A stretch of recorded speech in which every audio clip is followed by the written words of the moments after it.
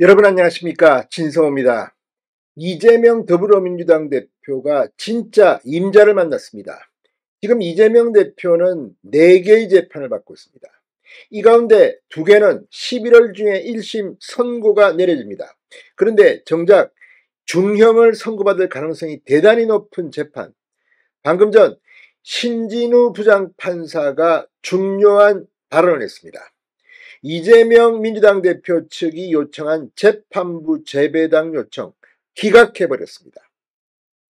자, 신진우 부장판사 아시다시피 이화영 전 경기도 평화부지사의 재판을 맡아 1심 징역 9년 6개월형을 때린 판사입니다. 이 중에는 이화영의 뇌물죄도 포함되어 있긴 합니다만 1심에서 징역 9년 6개월입니다. 굉장한 중형입니다. 자, 그런데 같은 판사입니다. 신진우 부장판사, 이재명과 이화영의 공범 사이에 대해서 상당히 많은 내용을 꿰고 있는 사람입니다. 물론 예단할 수는 없습니다. 그러나 신진우 부장판사가 이 재판을 심리한다면 무엇보다 굉장히 빠르게 신속하게 처리할 수 있고 내용을 꿰차고 있고 그동안 이화영이 무슨 검찰 회유 압박을 받았다 이런 것까지도 다 이미 들었습니다.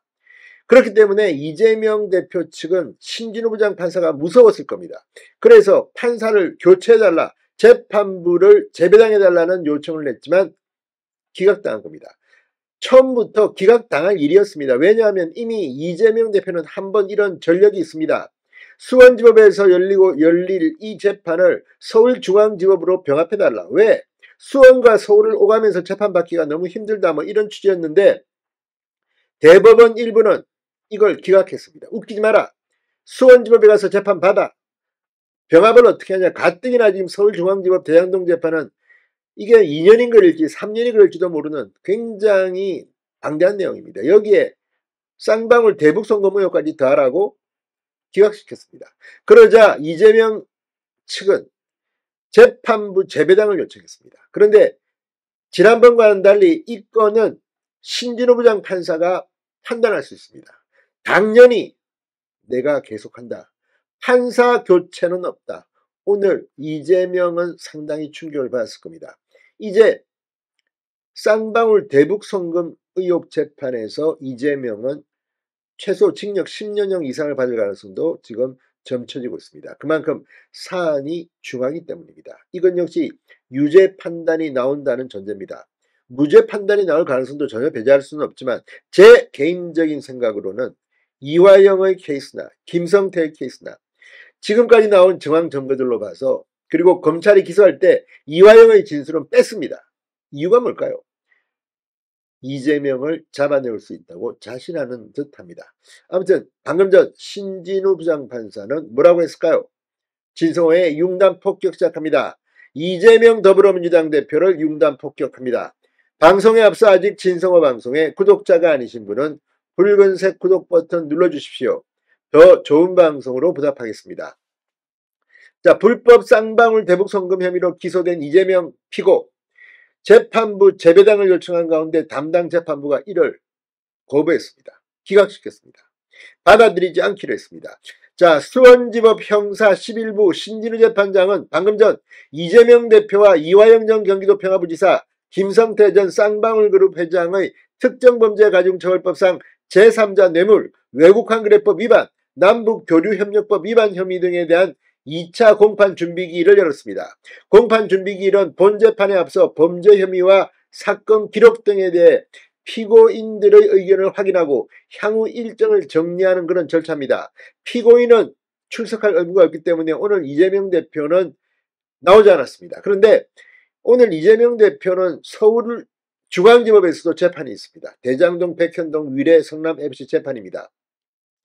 이제 이재명 대표는 사법 리스크 때문에 당대표직을 수행하기가 어려울 수도 있습니다. 수원을 갔다가 서울을 갔다가 재판만 지금 4개를 받고 있기 때문입니다. 재판부는 이재명 피고인 측에서 재배당 요청이 있었는데 의견을 간단하게 설명해달라고 했습니다.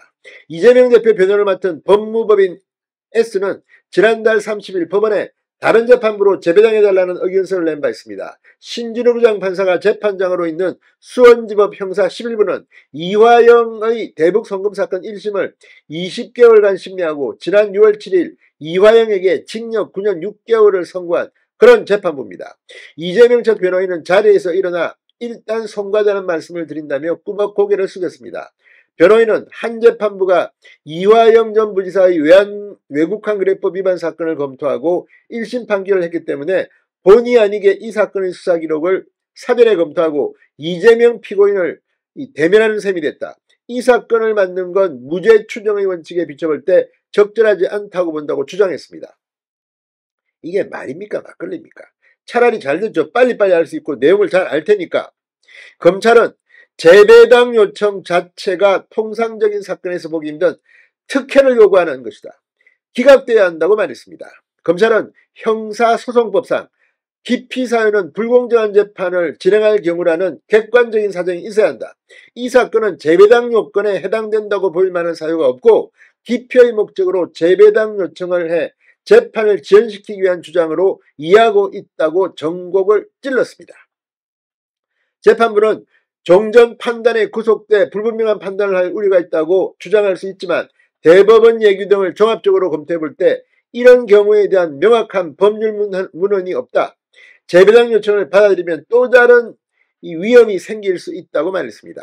저희 재판부도 무겁게 생각하고 있다. 재판부에서 형사소송법에 정한 이 바에 따라 실체적 진실을 밝히고 피고인 인권을 보호하는 형태에서 재판을 진행해야 하는 것이고 재배당은 어려울 것 같다는 말씀을 드린다고 말했습니다. 변호인은 특혜를 요구하는 게 아니다.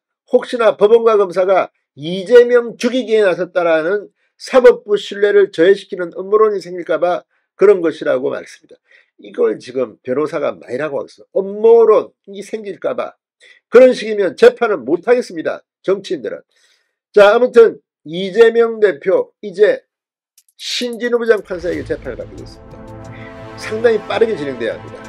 최소 징역 10년형 가능성을 점쳐봅니다. 진성호의 융단 폭격이었습니다. 여러분 감사합니다.